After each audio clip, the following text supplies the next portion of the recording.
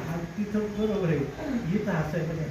बघा ना म्हणजे त्यांनी मग कसा सत्कार केला, आता कसा मजा करताय तिथं त्याचं ते द्यायचं, हे द्यायचं. कारण ते स्वतःकडे घ्यायचं कामच नाही. मान अपमान गोवे अवघे गुंजोनी ठेवा. मान अपमान हे दोन दिवस भक्ताला आले तर ते परमात्म्याच्या नाही, आणि हे जर सगळं आलं तर मायेच्या माथे किंवा स्वरूपाची संबंध निघते, आणि तो विचाराने भावनेने स्वरूपाच्या ठिकाणी भावना एक विचार आहे, काहीच नाही. भावनेने विचाराने कृती नाही. असं ज्ञान झालेलं त्याला काही मान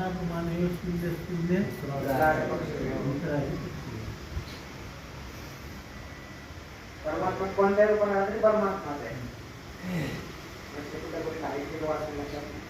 म्हणजे फार भूक लागलेला रुपये बघताना मला खायचं काय, ऊस दिसला, ऊस खाला, मला तिथंच होता, पाहत होता. आता रोज ऊस कोणतरी खात होता. पण मग हे दिवशी बघत होतो त्या रस्त्याने चालला, भूक लागली, हा एकदा चालला होता, त्या रस्त्याने चालला होता. त्याला वाटलं हाच रोज ऊस खातोय, मला काही काही विचारच केला काय, मारलं, विशुद्ध पडला, तो निघून गेला, त्याने सोडून दिलं, घरी गेला. आणि नंतर पाठीमागून गाडीवर आला, कोणतरी महात्मा दिसतो. मग आता कोणतरी महात्म्याला आपण आपलं कर्तव्य आहे, महात्मा साधू सेवा केली पाहिजे, आपण गृहस्थ धर्म आहे आपला. त्याला उचललं, गाडीत नेलं, दवाखान्यात नेल्यानंतर मग तिथे डॉक्टरांनी त्याची सेवा केली. आणि नंतर कालांतरानं काही भगवत भक्तांना कळालं, आपली भेटायला आले, फार मोठ्या हसायला लागले. म्हणजे का असतात एवढे आजारी असतात, असं काय झाले आता?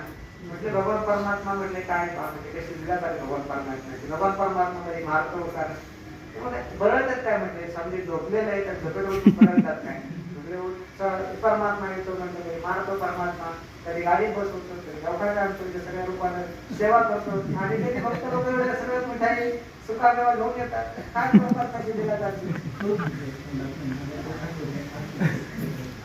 तर अशा प्रकारे सगळं काही परमात्मा आपल्याकडे काही भार घेतच नाही. बघा म्हणे भार घातली यावरी पहिलं तयारी महाराज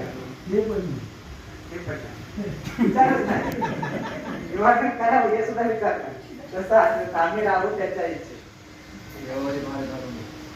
घालून नये.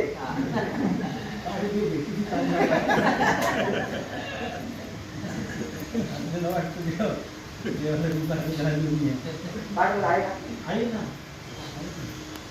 आपल्या इतकी नाही वाटतं साखरला